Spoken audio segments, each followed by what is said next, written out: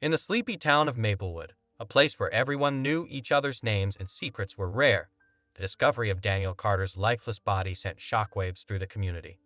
It was a Tuesday morning in early October when the first signs of trouble began. The air was crisp, and the trees had just started to don their autumnal hues, painting the town in shades of red and gold. The small town charm seemed to contrast sharply with the grim reality unfolding in the local high school. Daniel Carter, a 42-year-old high school history teacher, had been a pillar of the Maplewood educational system for over 15 years. Known for his engaging lectures and approachable demeanor, he was beloved by students and respected by colleagues. Born and raised in the neighboring town of Riverton, Daniel had come to Maplewood with aspirations of making a significant impact on young minds. His career was a source of immense pride for him. He had even been nominated for Teacher of the Year on more than one occasion. He lived alone in a modest house just a short drive from the school, having never married or had children, which allowed him to devote all his time to his students and his work. On that fateful Tuesday, the school day began as usual. Students filled the hallways with the noise of animated conversations and laughter, while teachers prepared for their lessons. By mid-morning, the school's administration office received an unexpected phone call from a concerned janitor who had noticed something amiss. When the school principal, Susan Thompson, arrived at Mr. Carter's classroom, she was greeted by a scene that would haunt her and the town for years to come. Mr. Carter's classroom door was ajar and the lights were off. The room, usually filled with the chatter of students and the rustle of papers, was eerily silent. Susan Thompson, a 50-year-old woman with a reputation for being both stern and fair, stepped inside and was met with a chilling sight. Daniel Carter lay slumped over his desk, his once vibrant face now pale and lifeless. A quick glance revealed no immediate signs of trauma or struggle. Susan's initial panic turned to concern as she realized the situation was far from ordinary. Susan Thompson, who had led the school for the past decade, had a background that contrasted sharply with Daniel's. Originally from a bustling city, she had moved to Maplewood, seeking a quieter life after a series of high-stress jobs in larger school districts. Her transition to the small-town setting was challenging, but she had quickly become an integral part of the school's community, known for her no-nonsense attitude and dedication to education. Her relationship with Daniel had always been professional, though recent interactions had hinted at underlying tensions. The local police were summoned, and within the hour, Detective Lisa Reynolds arrived at the scene. A 38-year-old seasoned investigator with a knack for unraveling complex cases, Lisa had recently moved to Maplewood, seeking a change from the high-profile cases of the city. The discovery of Daniel Carter's body was her first major case in this new environment, and she approached it with the meticulous attention to detail that had earned her a reputation for solving difficult cases. Detective Reynolds began by surveying the crime scene, taking note of the classroom's layout and the condition of Mr. Carter's body. There were no signs of forced entry, and the room appeared untouched except for the unfortunate presence of the deceased. The initial medical examination suggested a possible heart attack or stroke, but the lack of any obvious medical condition or prior history raised suspicions. As Lisa began her investigation, she learned more about Daniel Carter's life. Despite his outward success, he had been a somewhat private individual. He had never discussed his personal life much with colleagues or students, and this secrecy only added to the mystery surrounding his death. Friends and coworkers described him as a dedicated teacher with a passion for history, but his personal life remained largely a mystery. The initial interviews with students and staff revealed that while Daniel was well-liked, there were whispers of some recent conflicts and an unusual tension in the weeks leading up to his death. One of the students, Emily Harper, a senior at Maplewood High, reported that Daniel had seemed unusually distant recently. Emily, who had been one of his most enthusiastic students, mentioned that Daniel had canceled a few after-school study sessions, something he had never done before. This change in behavior, coupled with his unexplained death, fueled speculation and concern among the students and staff. As Lisa continued her inquiries, she discovered that Daniel had been involved in a series of after-hours meetings with certain members of the school staff, including Principal Thompson. These meetings were reportedly about school financial issues and upcoming administrative changes. The secrecy surrounding these meetings and the tension between Daniel and Susan raised further questions about the nature of their relationship and the possible motives for anyone who might have wanted to harm Daniel. The investigation into Mr. Carter's death was quickly becoming more complex. The initial assumption of a natural death was being challenged by the circumstances surrounding the case. Detective Reynolds knew that unraveling the truth would require delving deep into the lives of everyone connected to Daniel Carter. The small town, once tranquil and idyllic, was now engulfed in a cloud of suspicion and intrigue. As Lisa began piecing together the puzzle, she sensed that the surface of this case had only just been scratched. The community of Maplewood, once known for its simplicity, was about to face revelations that would test its very foundation. In the days following Daniel Carter's death, the calm veneer of Maplewood began to crack, revealing a deeper, more turbulent undercurrent within the community. Detective Lisa Reynolds, determined to uncover the truth, threw herself into the investigation with a focus that bordered on obsession. The small-town charm had quickly given way to a labyrinth of deceit and hidden agendas. Lisa's first task was to examine Daniel's personal and professional life more closely. As she dug into his background, she discovered that his professional success had not shielded him from personal struggles. Daniel had been known for his impeccable reputation at Maplewood High, but his personal life was less straightforward. Reports from friends and colleagues suggested a series of recent changes in his behavior. Some described him as having become increasingly withdrawn and secretive.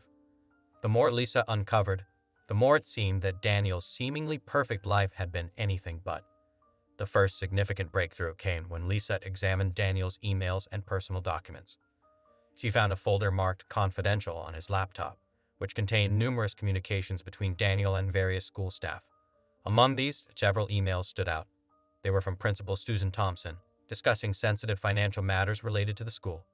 The emails hinted at growing tension between the two, revolving around budgetary issues and accusations of mismanagement. The financial documents provided further insight. It appeared that Daniel had been scrutinizing the school's budget with increasing intensity. There were discrepancies in the financial records that suggested possible embezzlement, though the exact nature of these discrepancies was still unclear. The tension between Daniel and Susan seemed to have escalated around the time of these financial irregularities. Lisa began to suspect that these disputes might have been a motive for someone to silence Daniel. Lisa decided to delve deeper into the relationships between Daniel and his colleagues. Interviews with other staff members revealed that Daniel had been vocal about his concerns regarding the school's finances. He had reportedly confronted Susan Thompson on several occasions, accusing her of mismanaging funds and questioning her spending decisions. Some colleagues described Daniel's accusations as being harsh and unsubstantiated, while others believed he had a valid point but had been too aggressive in his approach. One of the more unsettling discoveries came when Lisa spoke with Emily Harper, one of Daniel's most dedicated students. Emily, who had been deeply affected by Daniel's death, revealed that he had been upset and anxious in the weeks leading up to his demise. He had spoken to her about feeling threatened and mentioned that he was in over his head. Emily's account painted a picture of a man who felt cornered and desperate, adding a layer of complexity to the investigation. Lisa's investigation also led her to a local diner, where she met with Marjorie Collins, a retired schoolteacher who had known Daniel for many years. Marjorie spoke of Daniel's dedication and passion for teaching, but also hinted at personal issues Daniel had faced. She mentioned rumors about his involvement in relationships with several staff members, though she was unsure of the specifics. Marjorie's comments suggested that Daniel's personal life might have been as turbulent as his professional life. The most shocking revelation came from a conversation with a school maintenance worker named Tom. Tom had witnessed several late-night meetings between Daniel and Principal Thompson, which he had initially thought were routine discussions. However, Tom revealed that on the night before Daniel's death, he had seen Susan leaving the school in a hurry, looking distressed. This new piece of information added a sense of urgency to the investigation and cast a new light on Susan's potential involvement. As Lisa pieced together these fragments of information, it became clear that the tensions between Daniel and Susan were more than just professional disagreements. The evidence pointed toward a deeper conflict that might have been driving someone to extreme measures. Lisa began to suspect that Susan Thompson, with her history of financial mismanagement and recent heated exchanges with Daniel, could be a significant person of interest. Lisa's suspicions were further confirmed when she reviewed Susan's personal financial records. She discovered that Susan had been living beyond her means and had accumulated substantial debt in recent years. The inconsistencies in her financial situation coincided with the times Daniel had confronted her about the school's budget. It appeared that Susan had more to lose than just her reputation if Daniel's accusations were proven true. With this growing mountain of evidence, Lisa decided to confront Susan directly. The meeting took place in Susan's office, a place that had once been a symbol of authority, but now seemed to hold a darker undertone. "Susan," a woman who had built her career on strict discipline and order, now faced Lisa's pointed questions with a mixture of anxiety and defensiveness. Susan denied any wrongdoing and expressed deep sorrow over Daniel's death. She claimed that their disagreements were strictly professional and that she had nothing to do with his death. However, her responses were evasive, and Lisa could sense a guardedness in her demeanor. Susan's explanation that she had been dealing with personal stress and financial problems did little to alleviate Lisa's concerns. The investigation continued to evolve, with Lisa uncovering more about Daniel's relationships and the various people who might have had motives for silencing him. The web of deceit grew increasingly complex, with each new revelation adding a layer of intrigue to the case. Lisa knew that unraveling the truth would require more than just connecting the dots. It would involve understanding the intricate dynamics of a small-town community where everyone had something to hide. As the chapter of the investigation deepened, Lisa Reynolds found herself navigating a landscape of secrets, betrayals, and hidden motives. The peaceful town of Maplewood, once a bastion of simplicity, had become a stage for a drama of ambition and deceit. The next steps in the investigation promised to uncover even more shocking truths as Lisa continued her quest to find justice for Daniel Carter. As Detective Lisa Reynolds delved deeper into the investigation surrounding Daniel Carter's death, the complexity of the case continued to expand. What began as a seemingly straightforward case of a respected teacher's sudden death had morphed into a labyrinth of deception, financial mismanagement, and personal vendettas. The pressure to uncover the truth mounted as Lisa pieced together the fragments of a puzzle that had left the entire town of Maplewood in turmoil. The turning point came when Lisa decided to conduct a more detailed examination of the relationships and financial records linked to Principal Susan Thompson. Having already discovered evidence of Susan's financial difficulties and the recent tensions between her and Daniel, Lisa focused on establishing a clearer motive for Susan's potential involvement in the crime. Susan Thompson, a 50-year-old woman with a previously unblemished record as the principal of Maplewood High, had always projected an image of integrity and control. However, Lisa had learned that beneath this facade lay a person struggling with significant financial stress and professional insecurities. Susan had been using the school's funds to cover personal expenses, a fact that Daniel had discovered and subsequently confronted her about. Lisa's investigation led her to review additional financial documents and communications. She discovered an alarming pattern of financial irregularities and suspicious transactions that pointed to a larger scheme of embezzlement. Susan had been siphoning off money from the school's budget to support a lavish lifestyle that was unsustainable on her salary. As Daniel's scrutiny of these financial discrepancies grew more intense, Susan's anxiety had escalated, potentially driving her to extreme measures. Further digging revealed a critical piece of evidence: a series of threatening emails sent from Susan's personal account to Daniel. These emails, discovered in a hidden folder on Daniel's laptop, were filled with veiled threats and expressions of anger. Susan had accused Daniel of trying to ruin her career and threatened him with legal action if he did not cease his inquiries. The tone of these emails, combined with the timing of their delivery, painted a picture of a person desperate to protect her interests at all costs. To corroborate this evidence, Lisa spoke with several of Susan's closest associates and friends. Among them was Mark Jenkins, the school's assistant principal and a longtime friend of Susan's. Mark, a man in his early 50s, had always been seen as Susan's confidant and advisor. During their conversation, Mark revealed that Susan had been increasingly stressed and fearful in the weeks leading up to Daniel's death. Mark admitted that Susan had confided in him about her financial troubles and her fear of losing her job. Although Mark denied knowing anything about the murder, his insights provided Lisa with a clearer understanding of Susan's state of mind. The investigation took a dramatic turn when Lisa received a tip from an anonymous source. The source claimed to have witnessed a late-night argument between Susan and Daniel in the school parking lot just days before the murder. The tipster described Susan as being extremely agitated and threatening Daniel during their confrontation. Lisa tracked down the tipster, who turned out to be a night security guard at the school. The guard's testimony corroborated the existence of the argument and added a crucial piece to the puzzle.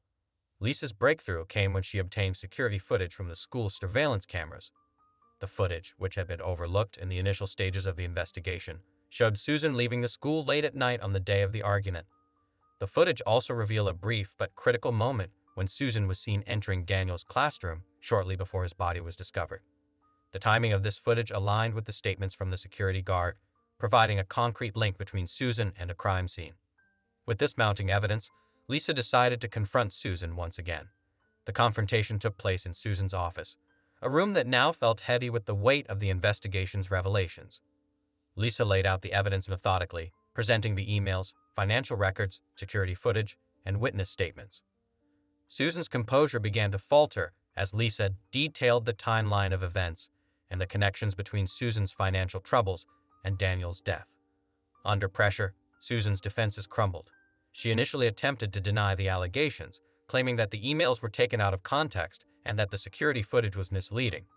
However, as Lisa continued to press her with undeniable evidence, Susan's resolve weakened. In a moment of desperation, Susan admitted to her role in the murder. She confessed that her financial difficulties had driven her to act out of fear and desperation. She had been terrified of losing her job and facing legal repercussions for the embezzlement. When Daniel's persistent scrutiny threatened to expose her, Susan felt she had no choice but to silence him. Susan's confession revealed that she had planned the murder in a moment of panic. She had used her knowledge of the school's security system to orchestrate a crime, ensuring that her actions would not be immediately detected. She had hoped that by framing someone else or making the crime appear accidental, she could escape suspicion. However, her plan had been thwarted by Lisa's thorough investigation and the evidence she had meticulously gathered. As the news of Susan Thompson's arrest spread through Maplewood, the town was left in shock. The revelations had shattered the community's trust in their educational leader and exposed a web of corruption and deceit that had been hidden beneath the surface. The trial that followed was a spectacle of its own, with the town's residents grappling with the reality of the betrayal by someone they had once respected. In a courtroom, Susan's trial became a focal point for the community. The prosecution presented a compelling case, detailing the evidence and Susan's motive for the murder. The defense argued that Susan had acted out of desperation and mental distress, but the evidence was overwhelming. Susan was ultimately found guilty of first-degree murder and sentenced to life in prison. The aftermath of the trial left Maplewood to grapple with the impact of the scandal. The school, once a symbol of community pride, had been tainted by the corruption and betrayal that had unfolded. The process of healing and rebuilding trust within the community was a slow one, but the lessons learned from the investigation brought about changes in how financial oversight and personal integrity were handled within the town. Detective Lisa Reynolds, having solved one of the most challenging cases of her career, was both relieved and contemplative. She had uncovered the truth and brought justice for Daniel Carter, but the case had also highlighted the darker aspects of human nature and the complexities of small-town dynamics. The resolution of the case marked the end of a turbulent chapter for Maplewood, but the echoes of the scandal would linger in the town's history for years to come.